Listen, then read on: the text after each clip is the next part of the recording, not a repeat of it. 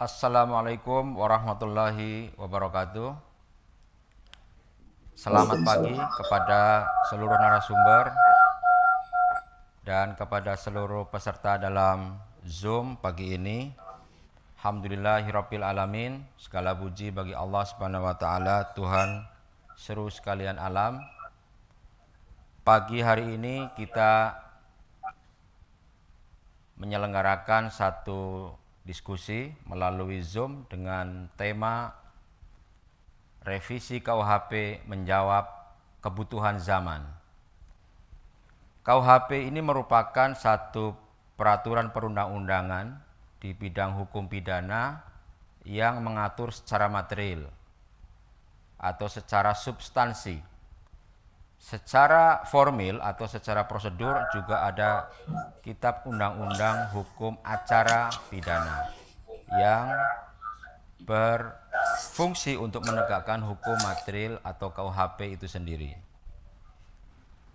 Secara historis, KUHP ini merupakan warisan dari Hindia Belanda karena disahkan pada tahun 1915 dan mulai diberlakukan pada tahun 1918. Kemudian KUHP ini merupakan Kitab Undang-Undang Hukum Pidana yang bersumber dari KUHP Belanda tahun 1881. Nah, pasca kemerdekaan tahun 1946 kemudian diterbitkan Undang-Undang Nomor 1 tahun 1946 tentang peraturan hukum pidana yang memberlakukan kembali KUHP dengan beberapa revisi. Akan tetapi perlu kita ketahui bahwa yang diberlakukan ini adalah KUHP dengan bahasa yang merupakan terjemahan. Jadi bukan naskah asli dari KUHP. Tapi yang kita pegang, yang kita pergunakan di dalam ruang-ruang persidangan, di dalam perdebatan-perdebatan hukum itu adalah Kitab Undang-Undang Hukum Pidana terjemahan, bukan naskah asli. Kita bisa menjumpai ada beberapa penafsiran yang berbeda dalam beberapa terjemahan tersebut. Semisal di dalam pasal 110 terjemahan yang disampaikan oleh Prof. Mulyatno itu pidana terkait dengan permufakatan jahat itu diancam hukuman mati. Akan tetapi di dalam terjemahan R. Susilo itu hanya diancam 6 tahun. Begitu juga dalam pasal pencurian 362 itu unsurnya itu yang digunakan adalah unsur melawan hukum. Tapi di dalam terjemahan R. Susilo itu digunakan unsur melawan hak. Unsur perbuatan melawan hukum dan unsur melawan hak itu adalah sesuatu yang berbeda secara fundamental. Kemudian juga ada beberapa isu krusial yang menjadi kontroversi. Sedikitnya ada 14 isu yang masih menjadi perdebatan dan ini belum menemukan titik temu. Pertama ada isu terkait dengan delik penghinaan terhadap presiden. Ini adalah pasal yang pernah diuji dan dibatalkan oleh Mahkamah Konstitusi, tapi kemudian dirumuskan dan diusulkan kembali dalam RUU KUHP. Kemudian ada delik perzinaan, delik kumpul kebo atau kohabitasi, santet, contempt of court, advokat curang, dan juga ada tumpang tindih terkait dengan pengaturan pidana umum dan juga pidana khusus. Ada juga terkait dengan kejahatan seksual dan juga pelanggaran dalam praktek kedokteran. Nah, kita menjumpai bahwa perjalanan panjang revisi KUHP ini sebenarnya sudah menelan waktu kurang lebih 76 tahun. Karena sejak tahun 1963 ini sudah dimulai perumusan rancangan kodifikasi hukum yang dipimpin oleh Profesor Sudarto dari Universitas Diponegoro Semarang. Kemudian pada tahun 1993 ini dilanjutkan oleh Ismail Saleh sebagai Menteri Kehakiman waktu itu. Tahun 2000 juga Prof. Muladi melanjutkan pembahasan dan pengkajian. Tahun 2004 itu disempurnakan oleh Hamid Awaludin sebagai Menteri Hukum dan HAM dan masuk menjadi prolegnas tahun 2005-2009. Pada masa pemerintahan Joko Widodo, hampir saja disahkan, yaitu pada akhir periode 2014-2019, bulan September, menjelang berakhirnya masa periode DPR, akan tetapi kemudian menuai kritik dan protes dari masyarakat sehingga pada waktu itu Presiden menyatakan menunda. Nah, satu hari yang lalu, tepatnya tanggal 30 September 2021, melalui keputusan paripurna, pimpinan DPR memasukkan kembali ini menjadi prolegnas bersama dengan 3 RUU yang lain, yaitu RUU Pemasyarakatan, RUU ITE, dan juga RUU BPK. Nah, untuk di forum ini kita sudah kehadiran 4 narasumber, ya. Ada dari pemerintah, yaitu Prof. Edi Hiarij. Beliau adalah Wakil Menteri Hukum dan HAM, tapi kebetulan beliau konfirmasi masih ada acara, mungkin dalam waktu tidak lebih dari 5 menit akan segera bergabung. Jadi mohon maaf, nanti mungkin sesi pertama kami akan langsung kepada Pak Arsul Sani dari Komisi 3 sebagai pemegang fungsi legislasi di DPR. Nanti selanjutnya mungkin akan kita masuk kepada Prof. Edi. Dan sesi selanjutnya nanti akan dilanjutkan dari pakar dan akademisi serta praktisi senior, yaitu Mas Firman Wijaya, dan terakhir nanti dari Bang Fahri sebagai Wakil Ketua Umum Partai Gelora, yang juga pernah menjabat sebagai Wakil Ketua DPR dan juga Wakil Komisi 3 DPR RI.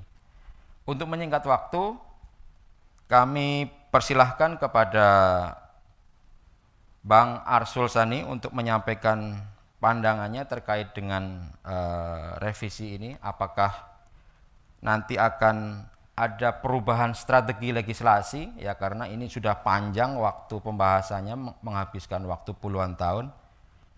Dan bagaimana cara meredam dan juga menampung mengelola gejolak di masyarakat, ini juga penting karena pada ujungnya nanti peraturan perundang-undangan juga akan diterapkan dan berlaku di tengah masyarakat. Dan kita bisa berkaca pada proses legislasi di Undang-Undang Omnibus Law ini juga bisa maraton dan cepat, ya. Nah, sehingga apakah bisa ini kita tahun depan 2022 kita memiliki KUHP yang baru? Silahkan, waktu dan tempat kami persilahkan kepada Pak Arsul Sani. Terima kasih Mas Moderator. Assalamualaikum warahmatullahi wabarakatuh. Selamat pagi, salam sejahtera untuk kita semua. Saya hormati Ketua DPP Partai Gelora, sahabat saya, Wakil Ketua Umum DPP Partai Gelora, Fahri Hamzah, DPP Partai Gelora, para narasumber, dan di peserta webinar tentang RKUHP pada pagi ini. Selain rasa syukur, saya tentu ingin juga menyampaikan terima kasih kepada Partai Gelora yang sudah mengundang untuk bisa berbagi dan juga nanti juga menerima pandangan-pandangan dari para narasumber maupun para peserta webinar ini. Saya ingin flashback langsung saja soal RKUHP ini. Jadi pada periode yang lalu, ya, DPR periode 2014-2019, tepatnya di pertengahan tahun 2015, maka pemerintah secara resmi, ya, tentu dengan surprise, ya, di zaman Pak Fahri Hamzah menjadi Wakil Ketua DPR RI, itu mengajukan RKUHP, dan kemudian ini kita bahas, ya, oleh pimpinan DPR. Tentu yang diserai untuk membahas adalah Komisi Hukum, dalam hal ini Komisi 3. Kami membahasnya selama 4 tahun dari dari sekitar bulan September 2015 sampai September 24 tahun lah ya, terus sampai dengan September 2019 sampai berakhir menjelang. Ketika diajukan, RKUHP ini terdiri dari 2 buku. Buku 1 adalah ketentuan umum dan buku kedua adalah tentang tindak pidana. Jadi berbeda format dengan KUHP sekarang di mana ada 3 buku. Ya, buku 1 tentang ketentuan umum, buku kedua tentang kejahatan, dan buku ketiga tentang pelanggaran. Tidak dibedakan lagi di KUHP di RKUHP ini antara kejahatan dan pelanggaran. Nah, ada 786 pasal, ya. Buku 1 itu sekitar 200-an sekian pasal dan sisanya adalah buku kedua, ya.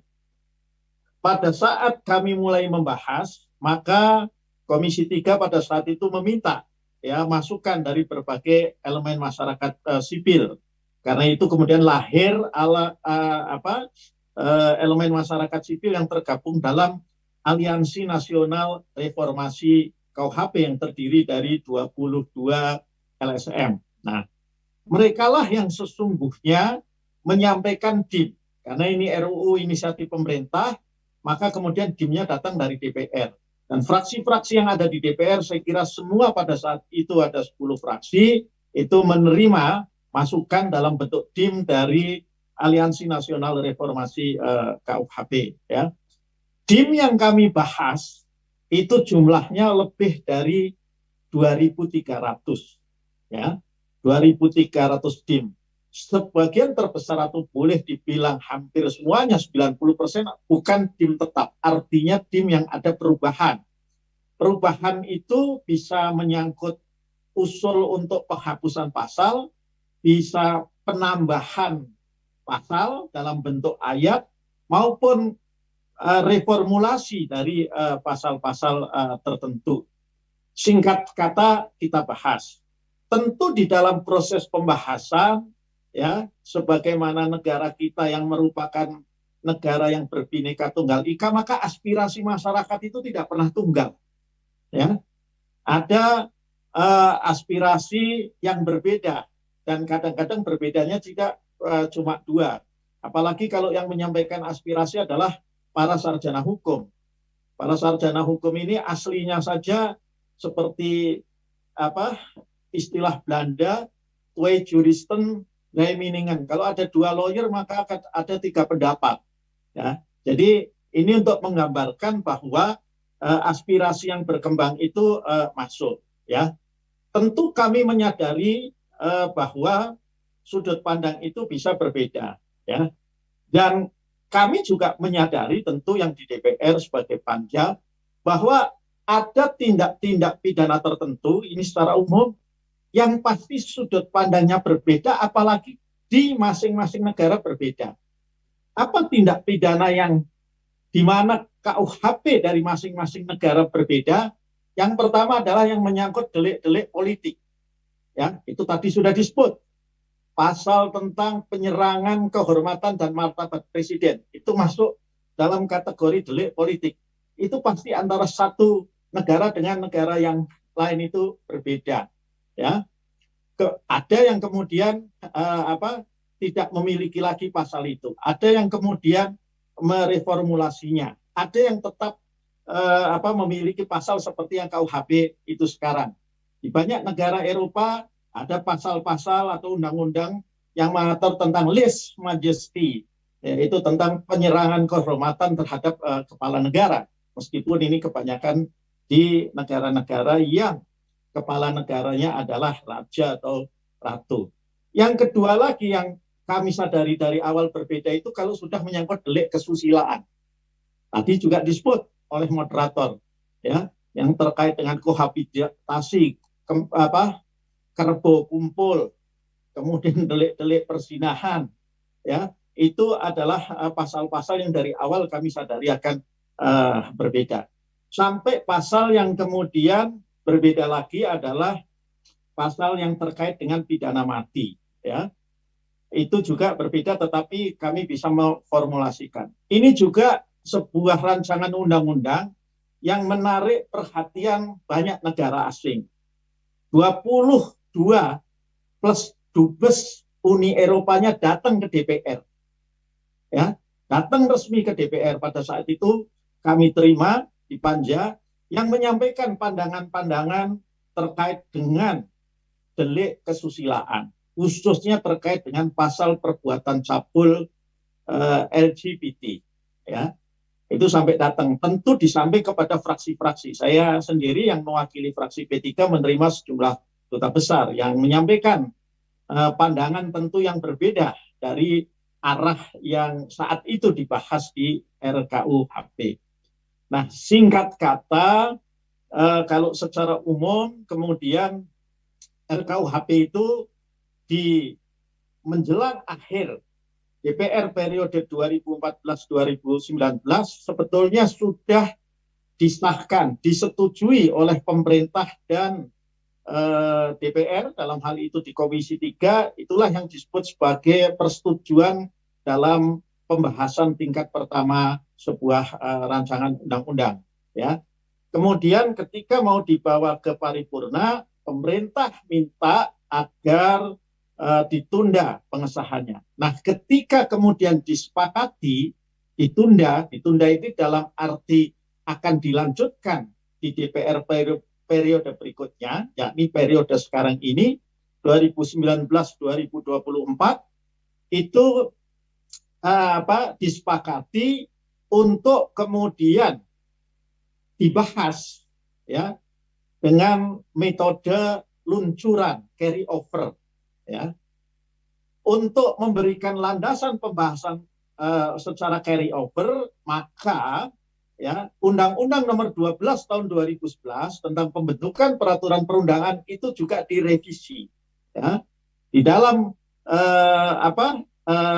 revisi Undang-Undang 12 Tahun 2011 itu kemudian dibuat pasal yang memungkinkan sebuah rancangan undang-undang itu bisa dibahas secara luncuran, secara carry over.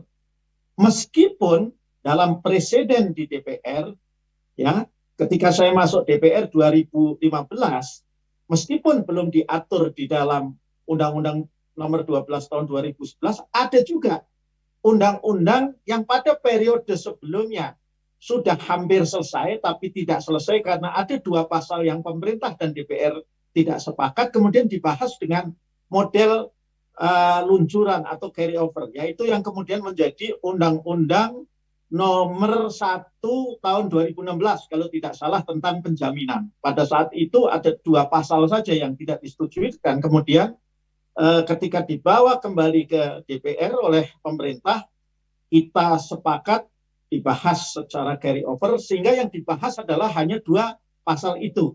Maka dalam 2 minggu juga sudah selesai itu RUU. Saya kebetulan masih anggota Balik pada saat itu ya, dan menjadi anggota Panja serta tim perumus akhir dari undang-undang itu. Nah, jadi itulah yang menjadi kesepakatan. Nah, sebetulnya kalau yang saya lihat pada akhir periode lalu, ya, yang kemudian terjadi demo protes, itu sebetulnya protes yang masif itu ditujukan pada revisi Undang-Undang KPK. Jadi pada saat itu ada 4 revisi undang-undang yang mendekati akhir penyelesaian untuk persetujuan ya, yakni revisi Undang-Undang KPK, kemudian RKUHP, Undang-Undang Pemasyarakatan dan Undang-Undang Minerba. Nah, kemudian karena ada protes ya terhadap revisi Undang-Undang KPK, kemudian ditumpangi juga oleh mereka yang tidak setuju yang tadi disebutkan ada bukan 14 saya kira ada 16 ya isu krusial, maka kemudian anehnya yang revisi Undang-Undang KPK-nya goal, yang 3 undang-undang lain yang sebetulnya protesnya adalah protes ikutan malah ditunda dilimpahkan ke periode selanjutnya. Nah, tadi sudah disebutkan bahwa pemerintah karena memang kami di Komisi 3 juga mendesak agar 2 undang-undang yang sebetulnya sudah sama-sama selain RKUHP itu disahkan dalam persetujuan tingkat pertama. Yang kedua adalah undang-undang pemasyarakatan, ya, itu agar diajukan kembali. Sementara ini yang bisa saya sampaikan adalah bahwa pada umumnya kami yang di Komisi 3 itu tidak akan membahas ulang karena memang kesepakatannya adalah luncuran, ya, dari awal pasal. Karena kalau membahas ulang pasti tidak cukup waktunya. Tetapi apa yang menjadi concerns, kekhawatiran, atensi publik terhadap 16 isu krusial itu coba kita dalami, dan kemudian pemerintah saya kira sudah mengadakan, nanti Prof. Edi Hyarit bisa memperjelas bahwa ada 12 yang kita sebut sosialisasi lah, melibatkan kalangan akademisi dan praktisi hukum di 12 kota. Nah, karena itu sudah selesai dikerjakan oleh pemerintah, dan memang amanahnya dulu sebelum diajukan kembali itu pemerintah mengadakan sosialisasi, ya, dan tentunya di samping juga harmonisasi, ya, dan sinkronisasi. Maka setelah itu semua selesai dilakukan, dikerjakan oleh tim ahli pemerintah dibantu oleh tim ahli dari DPR, maka itu kemudian siap untuk diajukan kembali. Nah, kira-kira nanti kalaupun ada pembahasan, ya, yang terkait dengan 16 isu yang tadi disebutkan, ya, selain soal pasal-pasal yang terkait dengan delik kesusilaan, maka ada hal lain yang belum disebutkan.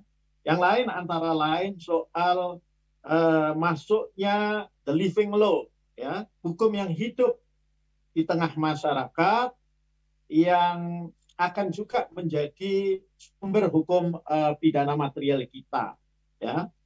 Nah, the living law ini masih menimbulkan kontroversi, termasuk di kalangan para ahli hukum pidana itu sendiri.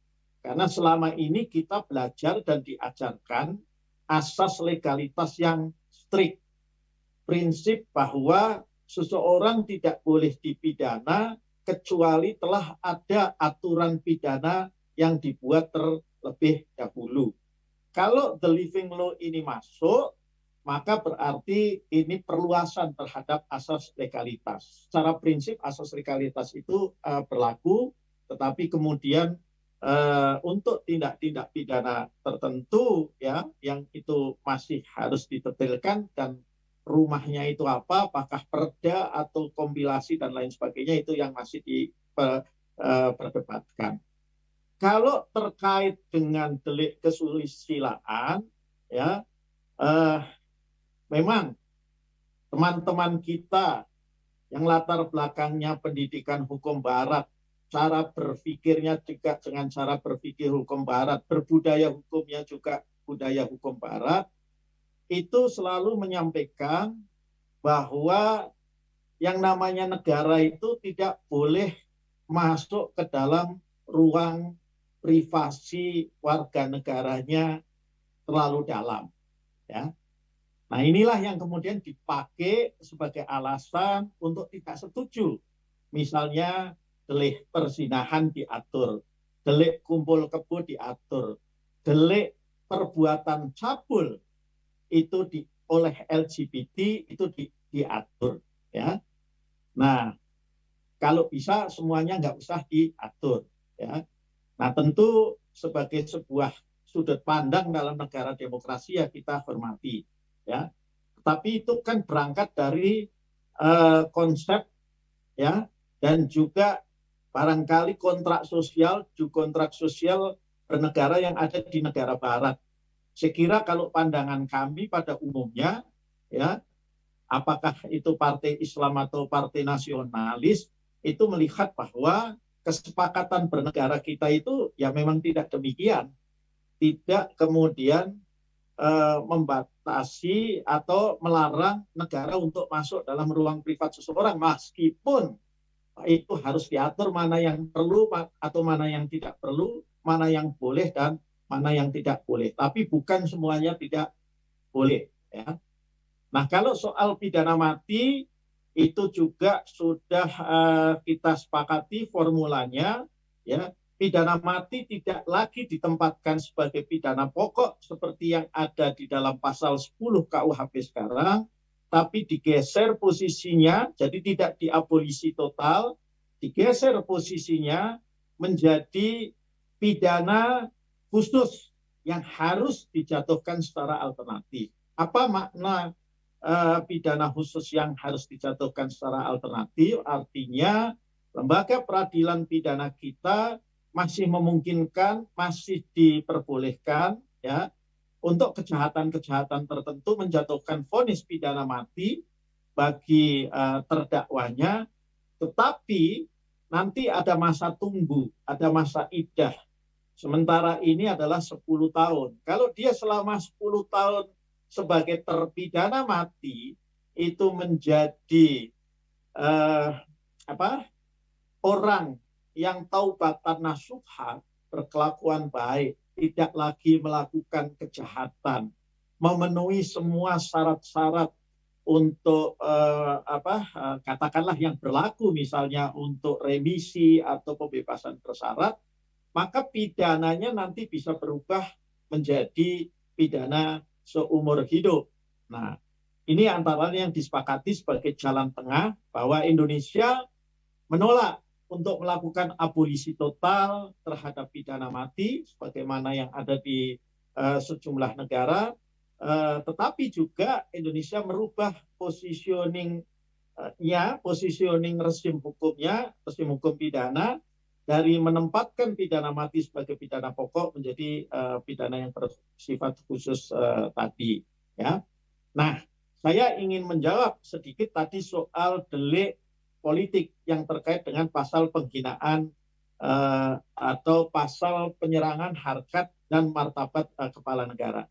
Ini pasal yang sudah dihapuskan oleh Mahkamah Konstitusi, ya, pasal 134, 136 dan seterusnya kalau saya tidak salah. Ya, kenapa kok ini masih ada?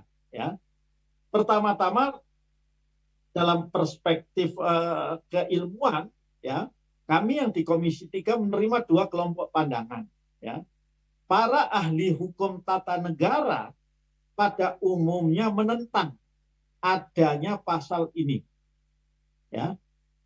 Sedangkan para ahli hukum pidana tetap berpendapat bahwa harkat dan martabat ya, serta kehormatan presiden itu tetap harus dijaga, apalagi di dalam KUHP ya, ada pasal yang mengancam pidana terhadap mereka yang melakukan penghinaan, penistaan ya, terhadap kepala negara lain yang sedang berkunjung ke Indonesia.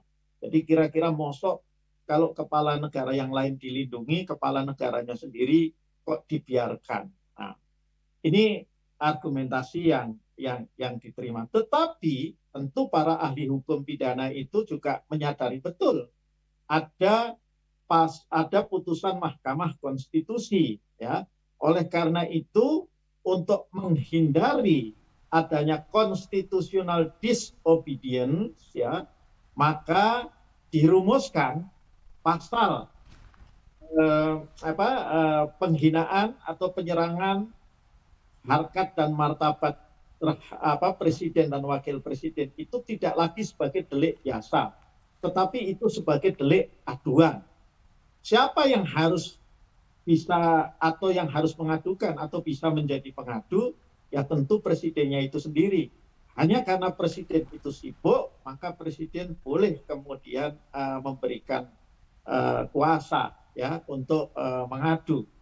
Jadi karena sifat deliknya itu dirubah dari delik biasa menjadi delik aduan, maka ini dianggap tidak menabrak keputusan Mahkamah Konstitusi. Tentu ada perdebatan, karena di dalam putusan Mahkamah Konstitusi yang saya baca, maka MK juga menyampaikan pasal, bukan hanya pasal seperti itu tidak yang dibatalkan itu tidak boleh dihidupkan kembali, tetapi pasal yang mirip-mirip dengan itu. Pertanyaan dasarnya kemudian adalah ketika itu dirubah sebagai delik aduan, dan dirumuskan ulang apakah itu mirip atau tidak. Nah, ini pasal yang memang masih menimbulkan kontroversial. Tapi posisi politik masing-masing fraksi yang ada di DPR mayoritas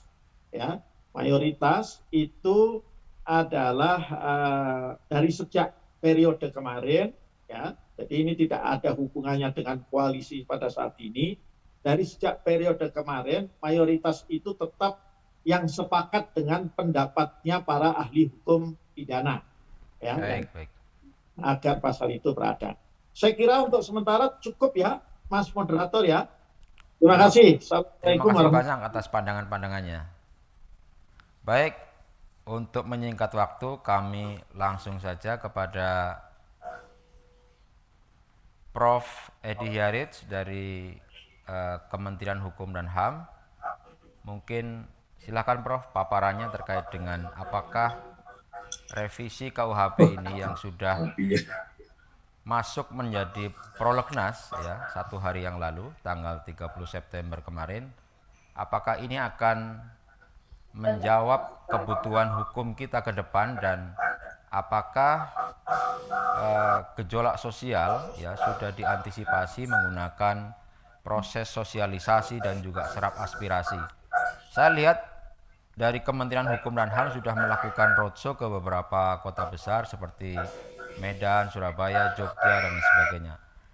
Nah, apakah ada perubahan strategi legislasi ini, Prof, ke depan, dan bagaimana cara untuk memuluskan proses pembahasan RUU KUHP sehingga bisa kita berlakukan segera, ya, kita bisa sahkan segera untuk kepentingan bangsa dan negara kita. Silakan Prof. Edi, kami beri waktu kurang lebih 15 menit. Ya, Assalamualaikum warahmatullahi wabarakatuh.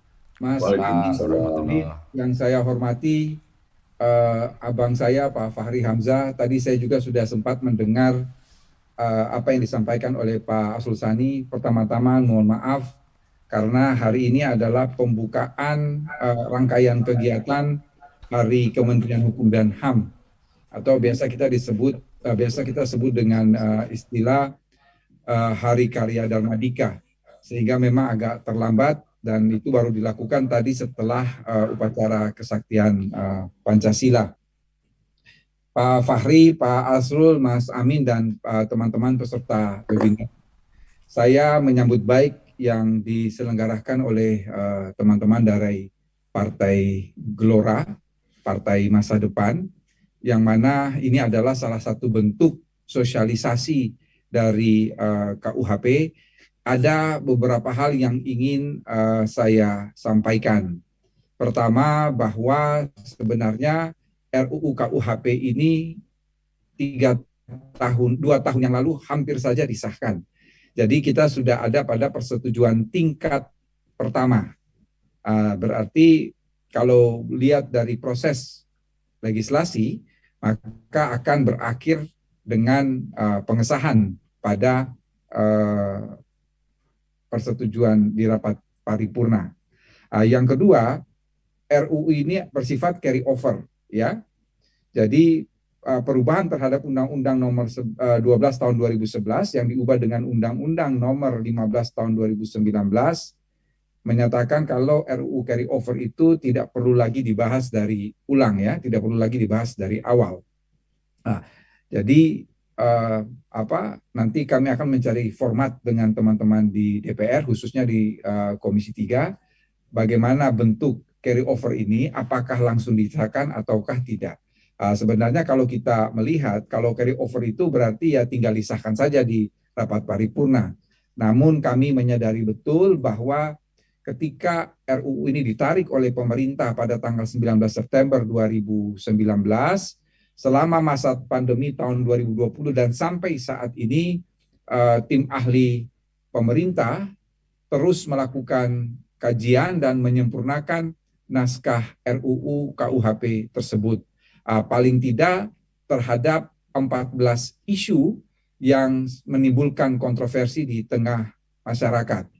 Kalau pertanyaannya Mas Amin, apakah RUU KUHP ini menjawab tantangan zaman ke depan? Secara tegas saya nyatakan Iya. Mengapa demikian? Karena di dalam RUU KUHP itu kita sudah menggunakan paradigma hukum pidana modern yang sebenarnya kita sudah 20 tahun ketinggalan. Bahkan bukan 20 tahun, 30 tahun ketinggalan. Mengapa? Karena sebetulnya negara-negara di Amerika Utara dan negara-negara di Eropa Barat sudah melakukan perubahan paradigma dalam hukum pidana sejak tahun 1990, yang mana tidak lagi berorientasi pada keadilan retributif, tetapi sudah berorientasi pada keadilan korektif, keadilan restoratif, dan keadilan rehabilitatif. Inilah yang kemudian dimuat, inilah yang kemudian diadopsi di dalam buku 1 RUU KUHP. Contohnya apa? Contohnya ketika ada orang yang melakukan suatu tindak pidana, maka penjatuhan pidana, khususnya pidana penjara, meskipun masih merupakan pidana pokok, tetapi dia bukan lagi primadona. Artinya apa? Pidana penjara ini adalah alternatif pidana yang paling akhir dijatuhkan. Masih ada pidana denda, masih ada pidana kerja sosial, masih ada pidana pengawasan, dan masih ada pidana percobaan. Oleh karena itu, pemerintah ketika menyusun sejumlah ancaman pidana dalam buku 2 RUU KUHP, ini selalu mencoba untuk mensimulasikan. Jadi kalau ancaman pidana itu tidak lebih dari 4 tahun, maka hakim menjatuhkan pidana kerja sosial. Kalau ancaman pidana itu tidak lebih dari 2 tahun, maka bisa pidana pengawasan. Kalau di bawah 1 tahun bisa pidana percobaan, dan diutamakan pidana denda.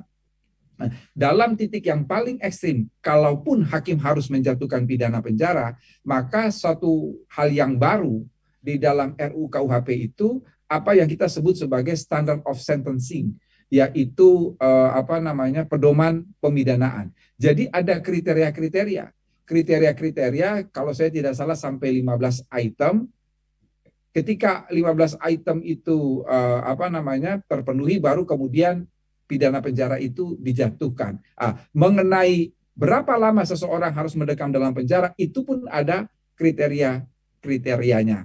Tetapi paling tidak RUU KUHP ini betul-betul dia sudah mengadopsi paradigma hukum pidana modern dan reintegrasi sosial, ya, dalam pengertian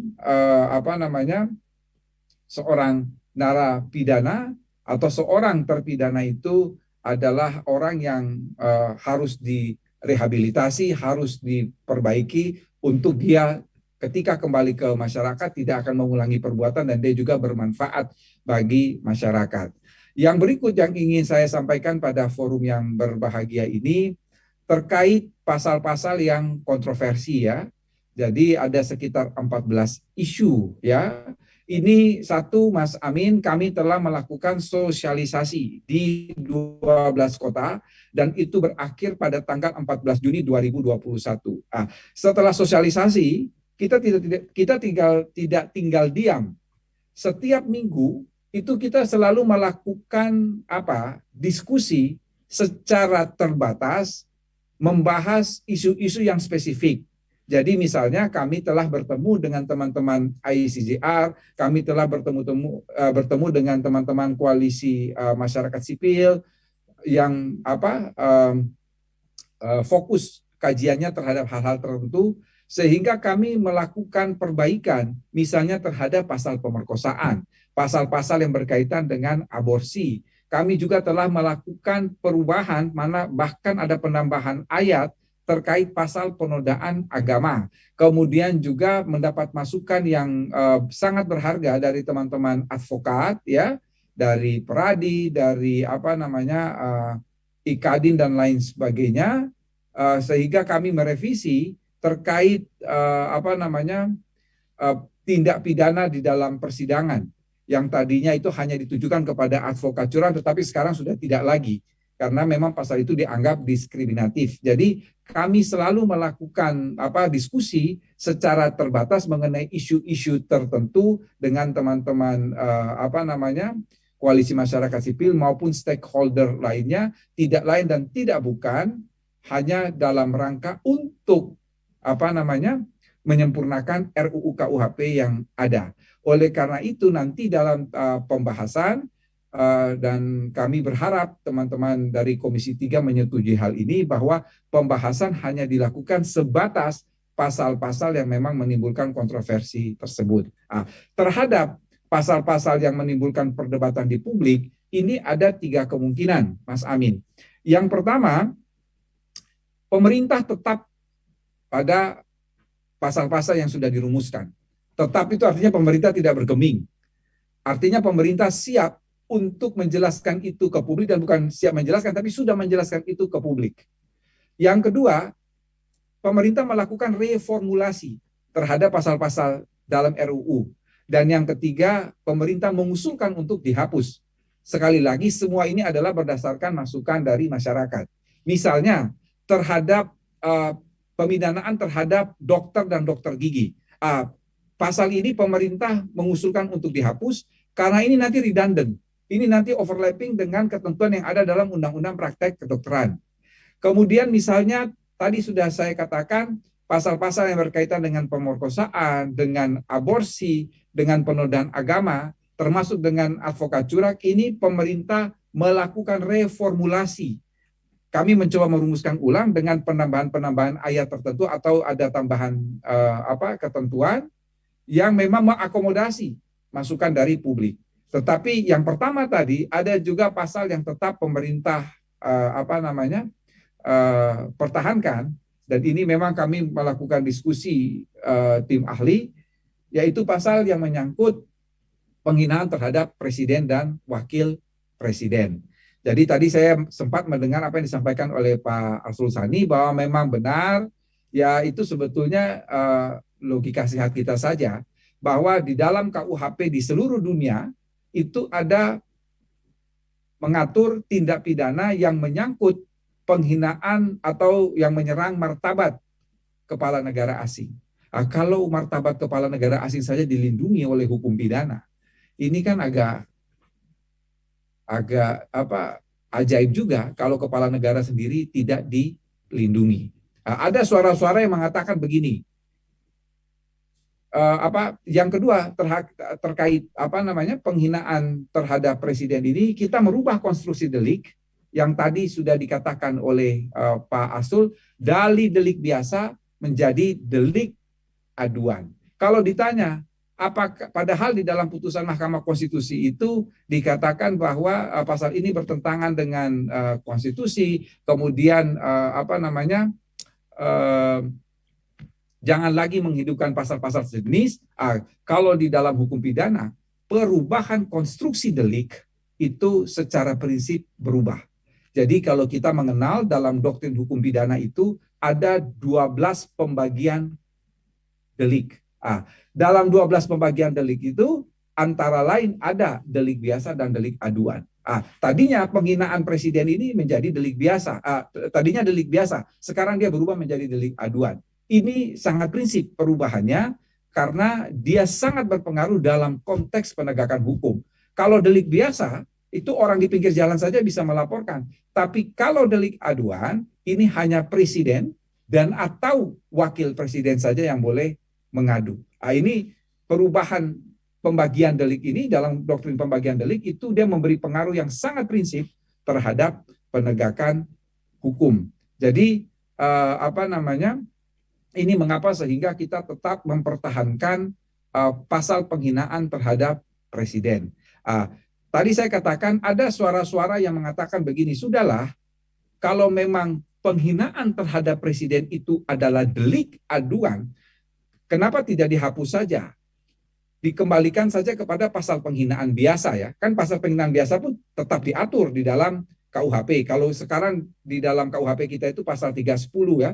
Pasal 310 sampai pasal 321 ya. Yang dimulai dengan penistaan secara tertulis, penghinaan ringan, melapor secara memfitnah, mengadu secara memfitnah, kemudian sampai pada penghinaan ringan. Kalau ada suara yang mengatakan begitu, bahwa biarlah kalau presiden dan wakil presiden itu dihina dalam rangka equality before the law, ya sudah pakai pasal penghinaan biasa saja untuk rakyat, untuk warga negara. Mengapa harus disendirikan pasal penghinaan presiden dan wakil presiden? Itu saya kalau menjawabnya enteng saja ya, mudah saja itu dijawab dalam konteks pidana. Kalau ada yang beranggapan demikian, ya sudah pasal-pasal makar itu dihapus saja. Kan pasal makar itu juga pembunuhan terhadap presiden dan wakil presiden. Kenapa tidak pakai pasal pembunuhan biasa saja yang ada dalam pasal 338 KUHP? Itu mudah sekali untuk mematahkan argumen dalam rangka equality before the law dan lain sebagainya. Mengapa harus ada pasal makar? Mengapa harus ada pasal penghinaan terhadap presiden? Karena kepala negara, presiden dan wakil presiden itu adalah personifikasi. Kalau saya mengatakan simbol negara, nanti juga ada kritik. Oh, simbol negara itu terbatas. Bendera, bahasa, burung Garuda.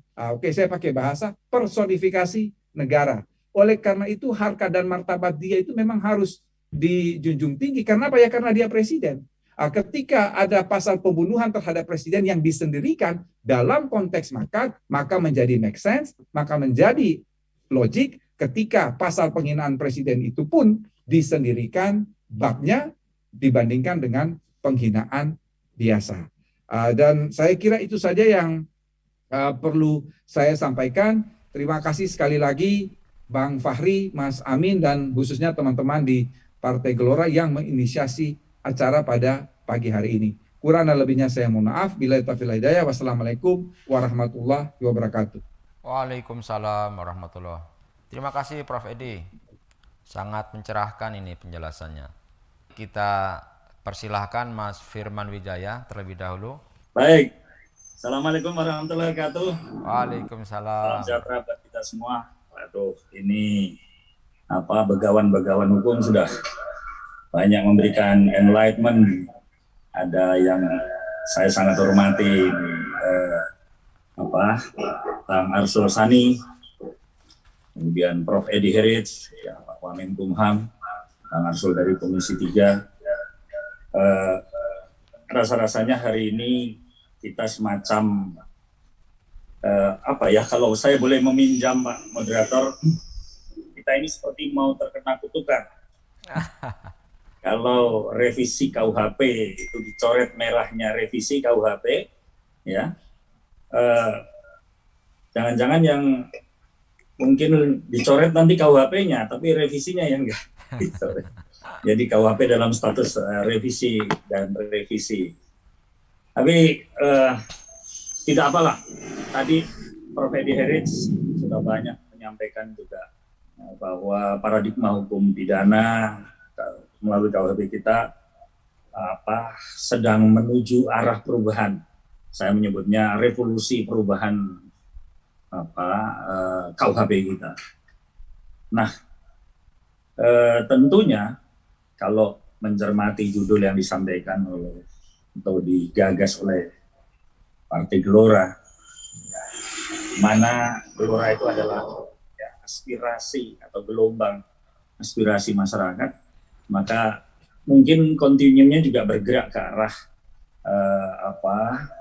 suara masyarakat atau aspirasi masyarakat.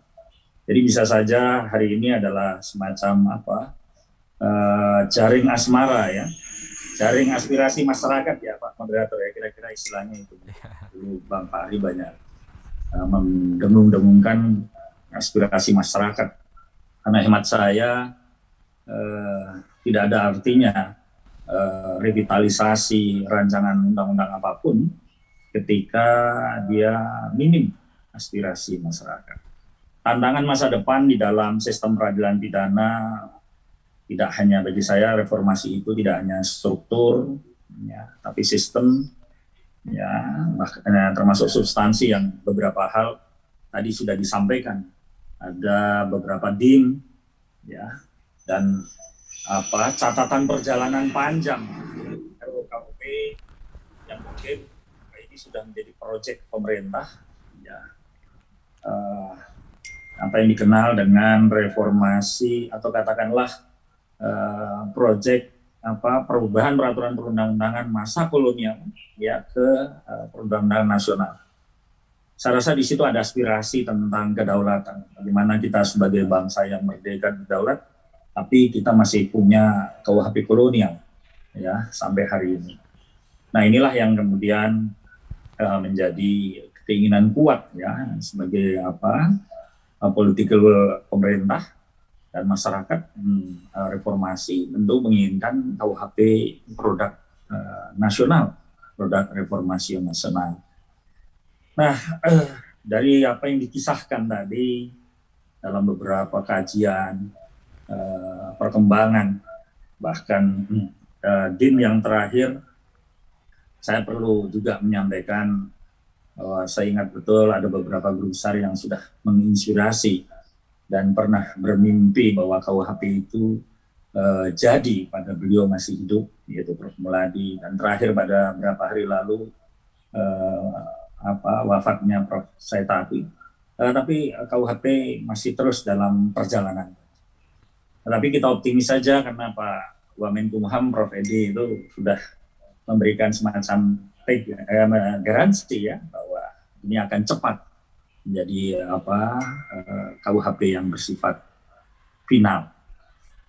Nah, saya sadar betul bahwa persoalan transisi ya regulasi itu juga tidak hanya sekedar transisi formal perundang-undangan, ya berubahnya undang-undang satu ke undang-undang yang lain. Tapi ada yang sekarang sering disuarakan oleh masyarakat, termasuk penolakan-penolakan itu adalah transitional of justice. Ya, transisi keadilan atau transisi nilai-nilai keadilan di dalam KUHP. Dalam pandangan saya, tentu sejak satu perbuatan itu dikutuk atau dikecam sebagai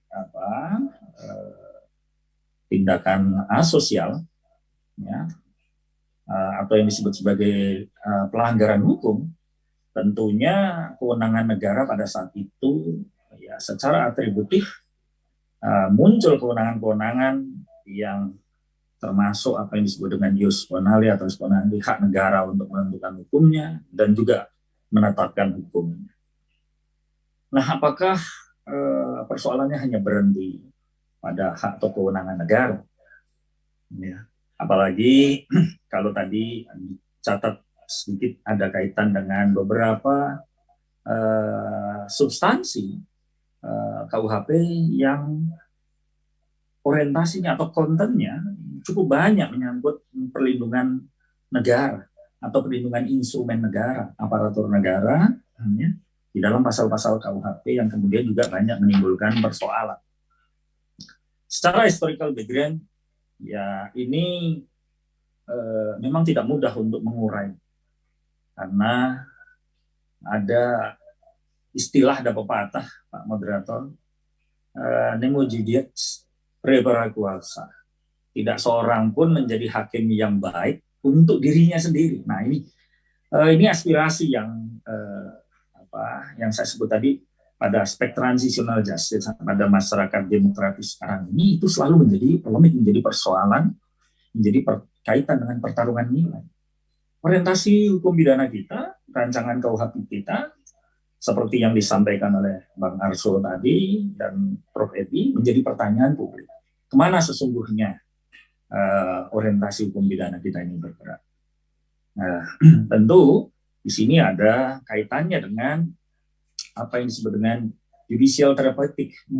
Kalau proses peradilan pidana dan berakhir pada pengadilan kita dalam bentuk penghukuman, nah sejauh mana ini ada keseimbangan realistik antara semangat hukum pidana yang melindungi kepentingan umum, kepentingan masyarakat, kepentingan negara dalam konteks demokrasi secara seimbang. Nah, sehingga di dalam situasi semacam ini ada semacam tuntutan equal arm. Sejauh mana keseimbangannya? Kalau melihat jumlah pasal, termasuk determinasi atau dominasi pasal-pasal yang berkaitan dengan kepentingan negara jauh lebih banyak daripada kepentingan perlindungan pada kepentingan publik. Nah, ini tentu determinasi substansi yang semacam ini pastilah tidak sedikit akan menimbulkan perdebatan. Termasuk tadi yang disampaikan oleh Bang Arsul maupun Prof. Edi, katakanlah les majesty atau pasal-pasal yang berkaitan dengan kewibawaan, martabat pemimpin negara, presiden, wakil presiden, dan aparatur negara yang lainnya, termasuk penegak hukum yang namanya larangan untuk menghina contempt of court, menghina aparatur peradilan. Nah, ini tentu masyarakat akan melihat sejauh mana asas keseimbangan. Jadi saya menyebutnya keseimbangan yang realistis. Tentu dalam situasi demokrasi seperti sekarang ini, ya kalau kita mau sandingkan dengan situasi masa yang lalu, ya termasuk kalau ditarik pada masa kolonial, ya ada beberapa hal yang tentu akan menimbulkan persoalan. Contoh dalam kritik negara yang demokrasi seperti sekarang ini, kasus-kasus yang berkaitan dengan kekuasaan pemerintahan yang diformalkan, yaitu menguji kewenangan, mengkritik suatu kewenangan, dan sebagainya, yang kemudian bisa beririsan dengan delik-delik yang sifatnya subjektivitas, ya, berupa ketersinggungan dan sebagainya, yang kemudian masuk dalam substansi delik. Nah, saya ingat betul sebenarnya uji material terhadap pasal penghinaan presiden itu, kalau tidak salah saya juga menjadi pencetus awalnya, yaitu ketika kasus pertama, yaitu penghinaan presiden yang dilakukan oleh saudara Edi Sujana, ya, kalau tidak salah. Nah, pada waktu itu kemudian diajukan di Mahkamah Konstitusi. Nah, itulah kemudian dalam persidangan Mahkamah Konstitusi memang terjadi perdebatan tarik-menarik tentang arti kritik dan penghinaan, ya, walaupun sebenarnya putusan Mahkamah Konstitusi itu sendiri tidak memberikan guidelines, ya, substantif guidelines yang jelas. Nah, ini juga tentu akan menjadi crucial point, ya, di dalam mungkin memformulasikan teks, ya, pasal penghinaan presiden, wakil presiden dan aparatur negara lainnya, dengan penghinaan presiden, pasal-pasal penghinaan presiden dengan substansi demokrasi, termasuk dengan sejauh mana aspirasi itu ditampung di dalam delik-delik penghinaan terhadap presiden. Misalnya tadi disampaikan bahwa pasal-pasal kaitan dengan penghinaan terhadap presiden adalah delik-delik yang berkaitan dengan jabatan, atau katakanlah pasal-pasal yang menyangkut ideologi. Bahkan tadi Prof. Edi mengkaitkan dengan pasal-pasal yang berkaitan dengan delik-delik semacam delik-delik subversi, atau delik-delik yang kaitannya dengan rongrongan terhadap kekuasaan pemerintahan.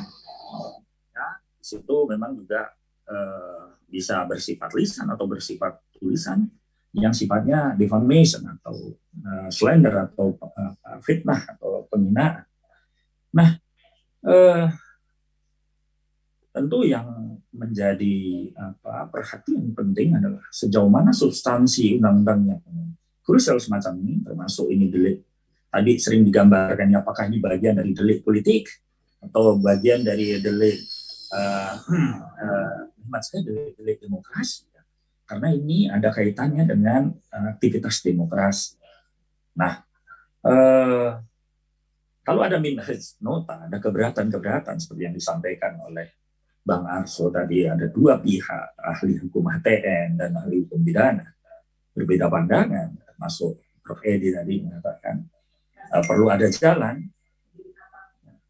Hemat saya, revolusi demokratik itu harus masuk di dalam substansi undang-undang itu sendiri. Jadi tentunya diperlukan standar satu undang-undang itu demokratis tidaknya adalah peluang untuk partisipasi di dalam pembahasan pasal ini. Kemudian yang kedua adalah peluang untuk menafsirkannya.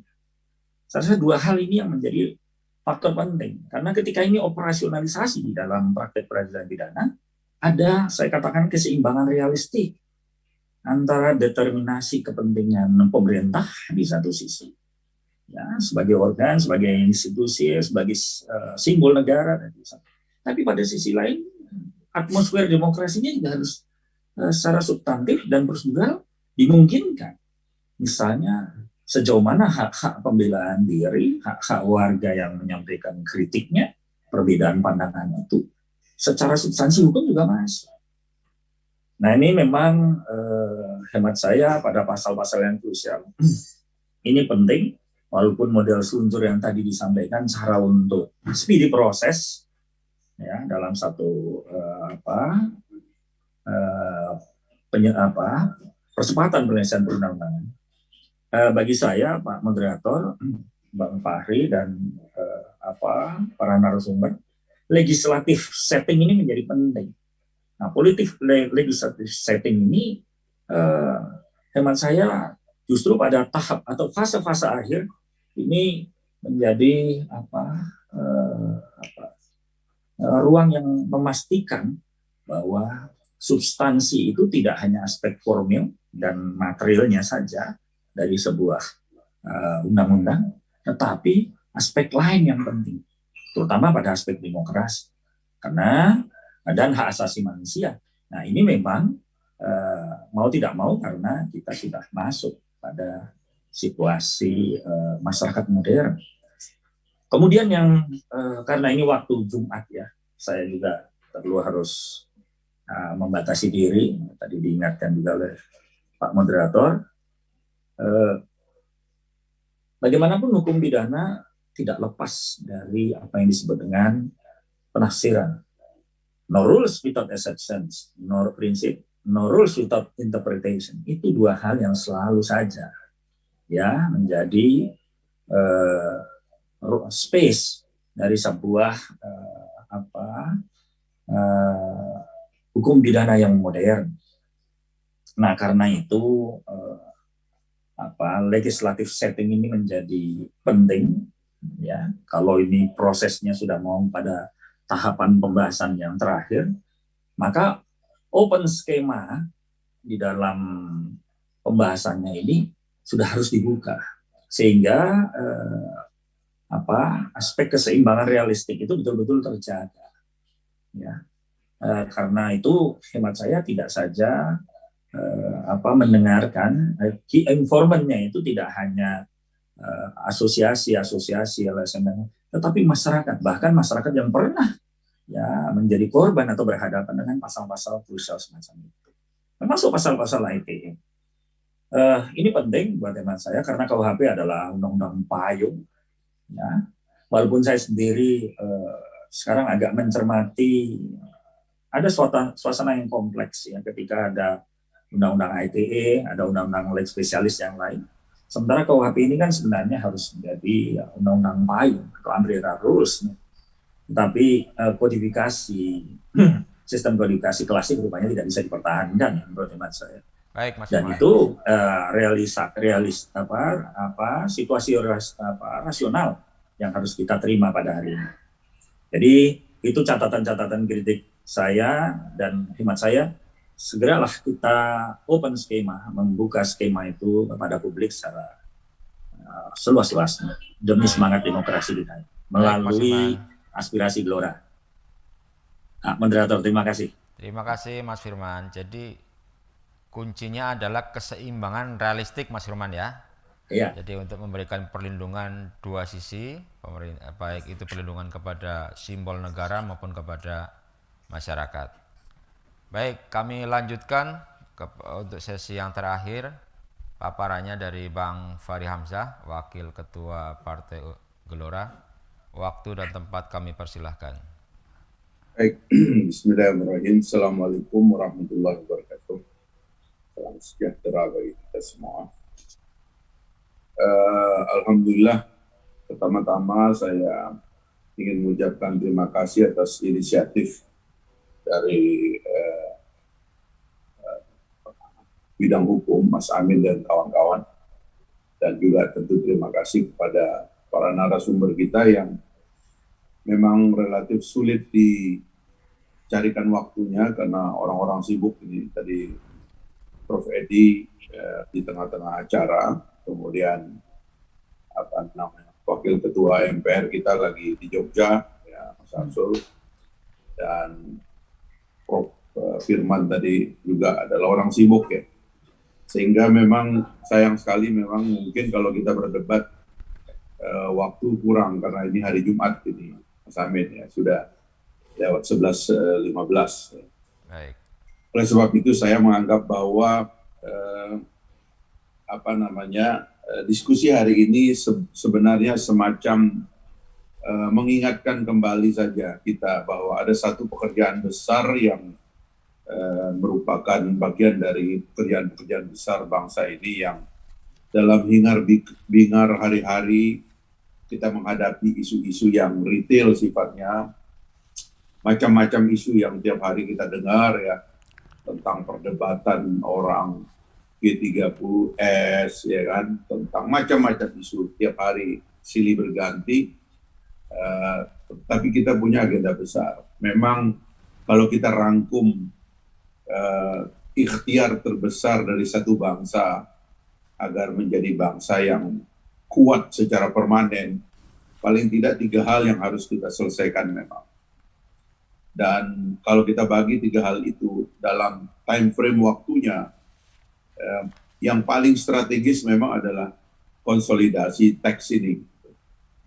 Jadi karena bangsa dan negara itu atau negara itu melekat pada teks, maka konsolidasi teks adalah di antara yang paling penting yang harus kita selesaikan. Dan kita mengalami konsolidasi teks itu dalam sejarah berkali-kali. Orang gampang saja mengatakan secara umum keberagaman Indonesia dari Sabang sampai Merauke, Miangas, Pulau Rote, berbagai-bagai suku dan agama, ya kan, ribuan pulau, ribuan bahasa, budaya dan sebagainya itu, orang lupa bahwa kata kuncinya itu adalah pada konsolidasi teks. Karena sebuah bangsa itu harus percaya kepada satu teks. Pasal 27 Undang-Undang Dasar menyebutkan segala warga negara bersamaan kedudukannya di dalam hukum dan pemerintahan dan wajib menjunjung tinggi hukum dan pemerintahan itu dengan tanpa ada kecualinya. Hukum itu yang melekat pada teks. Itulah sebabnya kalau kita mau bangsa ini bersatu, ya harus ada penghormatan kepada teks yang sama. Ya. Hukum yang berlaku di seluruh jengkal tanah Republik itu harus berlaku secara sama. Prinsip keadilan yang banyak sekali indikator-indikator dan sebabnya, tetapi konsolidasi teks adalah pekerjaan paling penting. Oleh sebab itu transisi menjadi republik dari banyak negara-negara kecil, kerajaan-kerajaan itu telah selesai dilakukan konsolidasi teksnya dengan lahirnya Pancasila, dengan lahirnya proklamasi sebelumnya, dengan lahirnya Undang-Undang Dasar, meskipun kemudian kita revisi berkali-kali Undang-Undang Dasar kita, konsolidasi teks jalan terus. Nah, di antara yang kemarin membingungkan kami terutama ketika mencoba memaksa pemerintah pada periode yang lalu, Mas Arsul tahu itu, adalah konsolidasi hukum pidana kita. Dan alhamdulillah kalau saya dengar pembicaraan tadi yang mewakili Komisi 3 dan pemerintah, mudah-mudahan ini bisa selesai dalam tahun ini. Ya, saya berharap betul itu tahun 2021 yang mungkin tinggal 3 bulan lebih atau kurang dari 3 bulan ini bisa menyelesaikan kitab undang-undang hukum pidana kita, sehingga kita bisa melakukan konsolidasi teks-teks yang lain, termasuk KUHP dan lain sebagainya.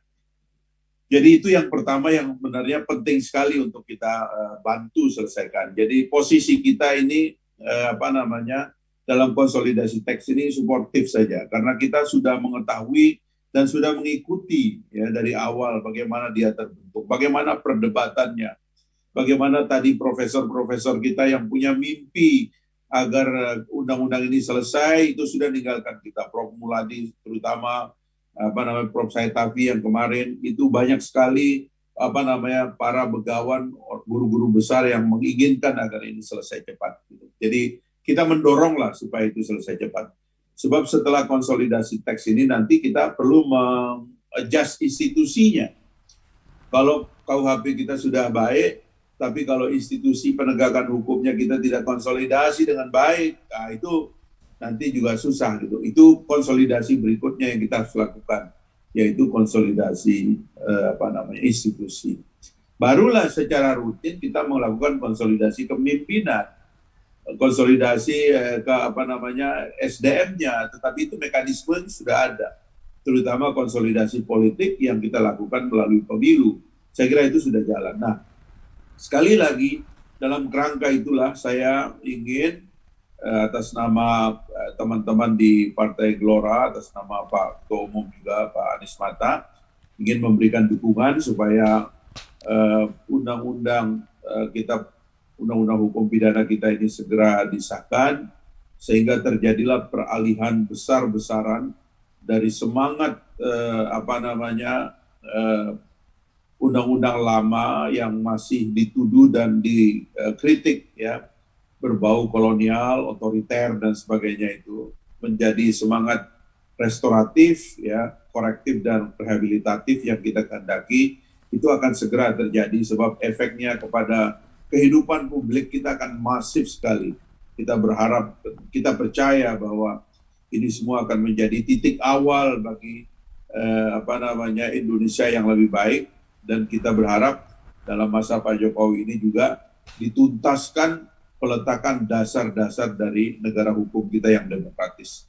Itu aja mungkin Mas Amir, karena mungkin ada yang mau bertanya, cuman waktu sangat sempit, sayang. Nanti mungkin kita dengan beberapa pakar yang lain kita bisa mendiskusikannya secara lebih mendalam. Ya. Tetapi secara umum menurut saya kita dorong aja supaya ini cepat selesai, dan kalau toh nanti ada perubahan-perubahan itu kan bisa diadukan judicial review, karena kita sudah menyelesaikan konstitusi, dan konstitusi kita adalah konstitusi demokratis.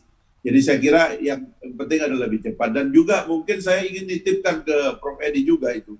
Undang-undang pemasyarakatan itu saya yang hampir ketok palu yang di paripurna itu. Sebenarnya itu udah harus diajukan kembali aja untuk segera. Bahkan saya pernah mengusulkan melihat kebakaran pemasyarakatan kemarin yang di Tangerang itu harusnya Presiden perpu saja supaya reformasi lapas kita terjadi dengan baik ya, segera gitu. Karena lapas kita tidak layak. Ini memerlukan regulasi baru yang menyebabkan lapas kita itu menjadi tempat yang lebih manusiawi, yang tidak melanggar HAM seperti sekarang ini.